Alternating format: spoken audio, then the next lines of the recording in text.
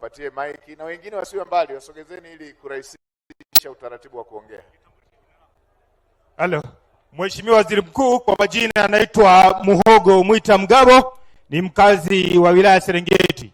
Mheshimiwa Waziri Mkuu, kwanza kabisa napenda kushukuru kwa vile unavyoshughulika na matatizo ya Watanzania kwa ujumla.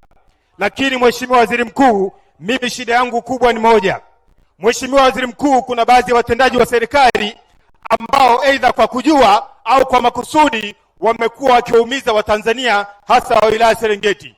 Mheshimiwa Waziri Mkuu, tumeshuhudia baadhi ya viongozi wanaozunguka ndani ya hifadhi ya Tanapa wakihamisha GN kwa makusudi kwa ajili ya kuwaumiza wananchi wa wilaya Serengeti. Baadhi ya GN zilizohamishwa ni katika kijiji cha Bisalara, kata ya Bonchugu. Tunamshukuru sana Mheshimiwa Dr. Rimo Nyansao kwa kupambana mpaka baadhi ya GN zilirudishwa, lakini hazikurudishwa sehemu. Sasa nakuomba, kwa sababu umesema ni utu kwanza, Mheshimiwa, naomba ushughulikie swala la GN zirudi mahala pake ili angalau wananchi wale wapate kujitanua. Mheshimiwa Waziri Mkuu, pia nakuomba sana, kwa sababu sasa maendeleo yanayofanywa na serikali ya awamu ya 6 yamekuwa chachu, yamekuwa na impact kubwa. Mheshimiwa Waziri Mkuu, liko eneo kata ya Kisaka ambalo sasa ndugu zetu wanajeshi wamekuwa wakilitumia kwa ajili ya mazoezi kwa muda mrefu sana. Mheshimiwa Waziri Mkuu, eneo lile sasa limebanana na watu wamekuwa wengi sana kwa ajili ya maendeleo yanayofanywa na serikali ya awamu ya 6. Mheshimiwa Waziri Mkuu, na kuomba wewe na Daktari Rimo Nyansao mkae muangalie kama kuna mbadala, wale wanajeshi wanaoishi kata ya Kisaka watoke eneo lile ili wasogee katika maeneo yaliyotengwa kwenye mapoli ili kusaidia wale wananchi kujitanua. Mheshimiwa Waziri Mkuu, kata ya Magange kuna eneo moja linaishi jini linaloitwa jini Makata. Kata ya Magange mheshimiwa imekuwa na shida kubwa, kwani ile kata tunachangia wilaya 3. Kuna eneo tunachangia wilaya ya Bunda, wilaya ya Serengeti na wilaya ya Butiama. Mheshimiwa Waziri Mkuu, namshukuru sana mkuu wa mkoa kwa sababu amekuwa ndiye anapigana na eneo lile na mkuu wetu wa wilaya. Na wasiwasi wangu ni kwamba kama mkuu wa wilaya au mkuu wa mkoa atahamishwa, tutashindwa kupata.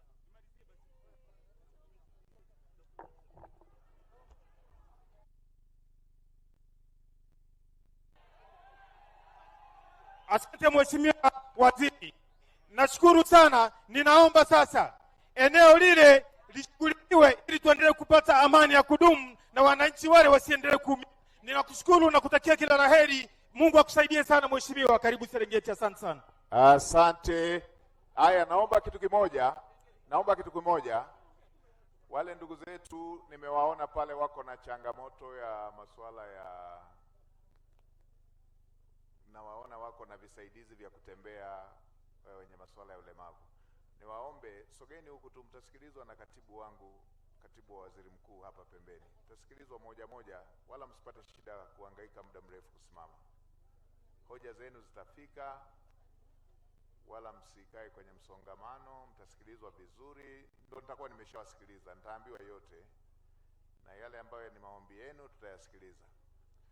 Nikijibu hii hoja ya ndugu yangu aliyetangulia kusema, moja ya beacon na ya pili ya upande wa ardhi huko, niombe uridhie, baada ya siku 2 nitamtuma waziri wa maliasili na utalii.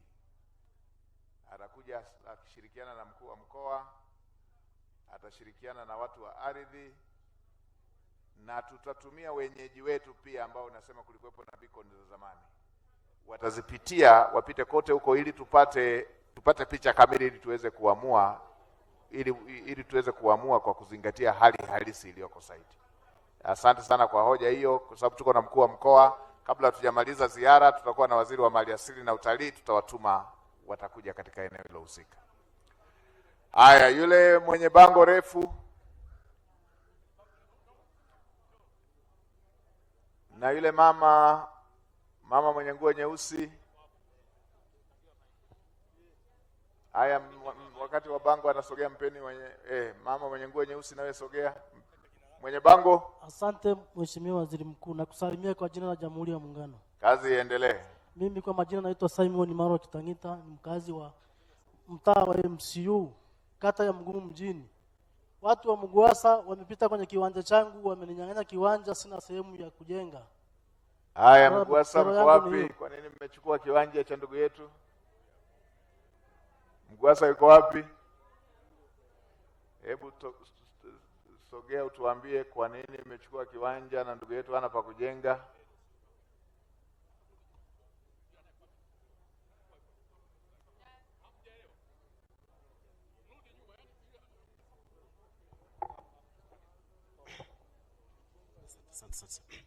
Asante.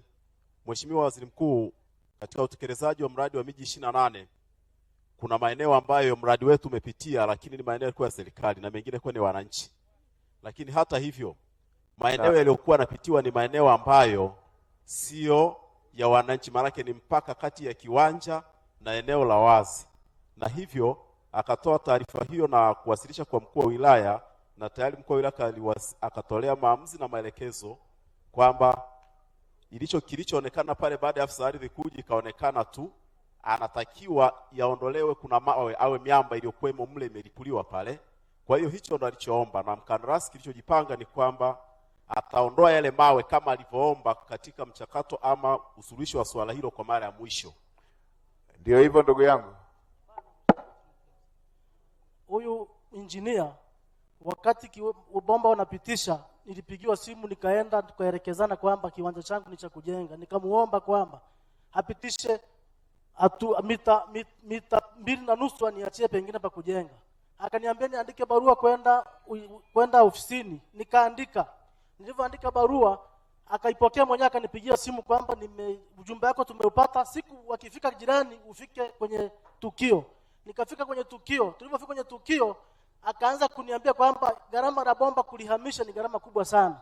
Sasa utakuja ofisini. Ofisini nimekwenda mara nyingi sana nazunguka. Akaniambia watu wa Muwasa watakuja kutoka makao makuu mwezi wa 10, wakija tutashughulikia. Nikaona bado haifai, nikaenda kwa DC aliyoondoka, asio huyu aliyopo. DC akanijibu kwamba wewe mtu mmoja huwezi kuzuia maendeleo kwa watu maelfu. Nikamuuliza sasa mimi nitajenga wapi na kiwanja nilinunua cha kujenga? Akaniambia pole sana. Haya, taratibu za kuchukua eneo inatakiwa ilipiwe fidia. Sasa leo kwa kuwa waziri wa maji yupo, wewe pamoja na engineer njoni hapa pembeni muonane na waziri wa maji mlimaliza hilo. Njoni upande huu hapa. Haya, yule mama mwenye t-shirt nyeusi, naona amehangaika muda. Nirudie tena wale wenye visaidizi vya kuwasaidia kutembea, bibi, wazee, wala msipate shida ya kusukumana. Nendeni moja kwa moja kwa katibu wangu, mtaelezea litakuwa limefika kwangu. Na wale ambao wana jambo ambalo liko binafsi, nimeona hapa sehemu mambo yale yaliyoandikwa msaada, sogeni kwa katibu wangu hapo kwa katibu wa waziri mkuu pembeni pale. Bibi, nimemwona bibi hapo, sije mkaumizana. Umri ukifika hatua ile, mtu akikusukuma vibaya anakutafutia kilema. Wasogezeni pale. Nimemwona mamangu, nitakusikiliza wakati naondoka, sogea tu njoo kwa huko. Yule mwanangu yule pale. Asante sana Waziri Mkuu. Nakusalimia kwa jina la Jamhuri ya Muungano wa Tanzania. Kazi iendelee. Kwa majina naitwa Mwajuma Wambula. Ni mzaliwa wa Molotonga, kijiji cha Makendo. Mimi cha kushangaza, kero yangu Waziri Mkuu, tumekutwa na ghasia pale kwamba tupishe uwanja wa ndege.